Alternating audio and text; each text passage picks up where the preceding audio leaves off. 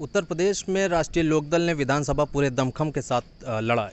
अब वो जो है राजस्थान विधानसभा चुनाव की रणनीति बनाने में जुट गई है, उसकी तैयारियां जोरों शोर पर चल रही है। हमारे साथ इस वक्त मौजूद हैं राजस्थान के आरएलडी के प्रदेश अध्यक्ष कृष्ण कुमार सारंग जी। सर, सबसे पहले आपका स्वागत है। धन्यवाद आपका। आज यहाँ पे आप आए ऑफिस में जी, क्या रहा? मीटिंग में एक बैठक हुई। आज राजस्थान के हमने कुछ प्रभारी यहाँ से बनाए हैं। राजस्थान को 6 जोन में बांटा है, संभाग हैं हमारे अलग अलग। उन जोन वाइज हमने पूरी टीम बनाई है। एक प्रभारी हमारे पूर्व विधायक बनाए और 6 प्रभारी 8-6 विधायक बनाए। वो सब मिल करके हमारी स्टेट की टीम भी उनके साथ हम प्रभारी संभागवार बनाएंगे और उन प्रभारियों के साथ स्टेट की टीम भी राजस्थान के सभी 200 विधानसभा क्षेत्र पे टीम बनाने का काम प्रारंभ करने का योजना की है। क्या माना जाए कि इस बार आप लोग सभी विधानसभा में चुनाव लड़ेंगे?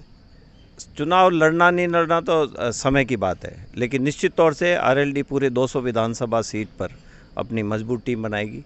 किसान वर्ग को हम एकजुट करेंगे। जो वर्तमान स्थिति है देश की, जिसमें जाति, धर्म और संप्रदाय के नाम पर बांटा जा रहा है, विशेष रूप से गांव की संस्कृति को बांटा जा रहा है। गांव हमारा जो एक परिवार की तरह बसा था और उसमें आज भी जो रिश्ते हैं गांवों के, वो किसी भी जाति के हो, जाति की सीमाएं वहाँ नहीं है।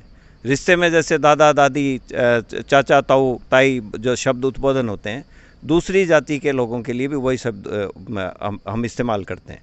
गाँव की किसी जाति धर्म की बच्ची किसी दूसरे गाँव में होती है तो हम उसको बहन कह के उसके सिर पे हाथ रख के आशीर्वाद दे के 2 रुपये 5 रुपये हमारी हैसियत के अनुरूप दे के आते हैं। ये हमारी संस्कृति थी। उस संस्कृति को जाति धर्म के अलावा आपस में लड़ाने, ऊंच नीच की भावना से लड़ाने का काम जो केंद्र की सरकार कर रही है, उनको बैरियर बना के रोकने का काम आरएलडी करेगी, निश्चित तौर से करेगी। इसकी योजना बना रहे हैं। अभी सभी पार्टियों का फोकस राजस्थान में है। जैसे जो देश के बीजेपी है वो दूसरी तरह की राजनीति करना चाह रही है। राजस्थान को खास तौर पे ले लें तो अभी कुछ मंदिर का भी मसला था, दंगे भी हुए राजस्थान में। किस तरह से देख रहे हैं आप इसे? सारे दंगे प्री प्लान्ड और प्लांटेड थे और 1 बाय 1 ये नैरेटिव सेट कर रहे हैं डिवीज़न करने के लिए। और इस डिवीज़न का मुझे नहीं मालूम क्या रूप होगा, लेकिन भयावह होगा। जब एक तरफ ये कहते हैं खालिस्तान का नाम लेना देशद्रोह है, तो हिंदू राष्ट्र की बात करना कौन सा देशभक्ति है? ये क्या देशद्रोह की श्रेणी में नहीं है? किसी राष्ट्र के अंदर नए राष्ट्र की डिमांड करना क्या देशद्रोह की श्रेणी में नहीं है? इनके ऊपर राष्ट्रद्रोह के मुकदमे क्यों नहीं? और ये जेल के सींचों के बीच में क्यों नहीं? ये देश को तोड़ने की सारी मुहिम चला रहे हैं और इनके पास कोई एजेंडा नहीं है। अभी भयावह एक स्टेटमेंट गवर्नमेंट के आंकड़े आए थे, 45 करोड़ लोगों ने, युवाओं ने, नौजवानों ने नौकरी ढूंढनी छोड़ दी देश में।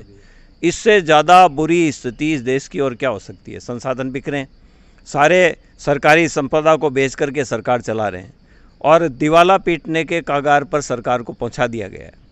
और पूरा बुद्धिजीवी वर्ग में हम 3 लोगों को हम मानते हैं। सबसे पहले वकील, उसके बाद प्रोफेसर और उनसे सबसे आगे बढ़ कर के पत्रकार। और इन तीनों का जितना मानसिक दिवाला पिटता हुआ अभी इन पिछले 7-8 साल में देखा है, ये आने वाली पीढ़ी के लिए एक भयावह स्थिति का संकेत कहा जा सकता है। और राजस्थान जो है, राजस्थान की भौगोलिक स्थिति और राज्यों से अलग है। राजस्थान का हर डिवीज़न अपने आप में एक स्टेट की तरह है और राजस्थान की सबसे प्रायोरिटी का काम पानी है और केंद्र सरकार उस पानी को लाने के मूड में ही नहीं है। और हम इस पानी को आधार लेकर के राजस्थान के क्षेत्र के हर क्षेत्र की अलग अलग मांग को आधार लेकर के और उस मांग को आधार लेकर के हम संगठन को खड़ा करके गाँव को एकजुट करने का काम करेंगे। ये वर्ग संघर्ष है और वर्ग चेतना के आधार पर हम राजस्थान को संगठित करके काम करने की आज यहाँ योजना बनाई है और उस योजना को बहुत स्पीड से हम क्रियान्वित करने वाले हैं। सर, आपने वर्ग का जिक्र किया जी। आपकी जो पार्टी है राष्ट्रीय लोकदल, जी। एक किसान वर्ग की राजनीति करती है और कहा जाए कि क्लास की राजनीति करती है किसान, लेकिन जो आपका जिससे मुकाबला है वो कास्ट की राजनीति कर रही है। क्लास वर्सेस कास्ट भारी पड़ता दिख रहा है क्लास पे।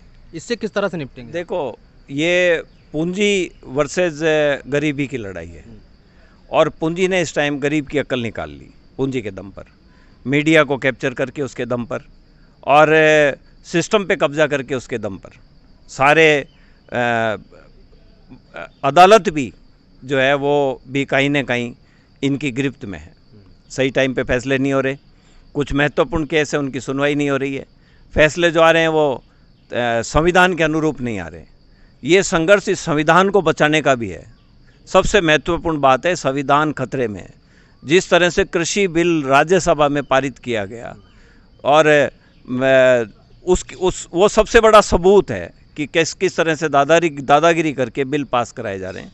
लोकसभा में ऐसे ऐसे अनेक बिल पास हुए हैं जिनका कहीं कोई जिक्र नहीं है, लेकिन जिनके परिणाम अभी आने शुरू होंगे और उनके परिणाम हम अच्छे नहीं कह सकते। ये स्थिति आने वाली है। आखिर में अगर बात करें तो क्या मुद्दे लेके जाएंगे इस बार राजस्थान में आप लोग चुनाव लड़ने? पहला मुद्दा भाईचारा कायम करो, और पानी मुख्य मुद्दा होगा, रोजगार मुख्य मुद्दा होगा, और किसान को उसका हर उत्पादन का पूरा मूल्य मिले। चाहे किसान सब्जी पैदा करे, चाहे दूध पैदा करे, चाहे वो दलहन या तिलहन पैदा करे, या कोई अन्य उत्पाद वो पैदा करे, उन सब का उसको लाभकारी मूल्य मिले। अभी केंद्र सरकार ने गेहूं का बम्पर स्टॉक पड़ा है, और जिस बेदर्दी से जब किसान को 2 पैसे मिलने लगे तो उसको एक्सपोर्ट को भी रोका है। ये सुनहरा अवसर है इस देश की कृषि को बूम पे लाने का। जो रशिया का यूक्रेन का युद्ध हो रहा है, उस युद्ध का फ़ायदा लेने का ये सुनहरा अवसर इस देश के पास आया था कि हम पूरे वर्ल्ड के मार्केट को गेहूं की सप्लाई से कैप्चर कर सकते थे। इतना गेहूं हमारे पास आज है, लेकिन उसका एक्सपोर्ट को बैन करना, ये किसान की हत्या करना ही इसको कहेंगे। इस तरह के इश्यूज़ हैं, और एजुकेशन को हम विशेष रूप से मुद्दा बनाएंगे। हमारा गांव का हर बच्चा पढ़े। ये दुर्भाग्य के साथ कहना पड़ रहा है कि आने वाले समय में संपन्न वर्ग के बच्चे ही पढ़ पाएंगे, गांव का बच्चा नहीं पढ़ पाएगा। इस पे जन चेतना का काम करेंगे।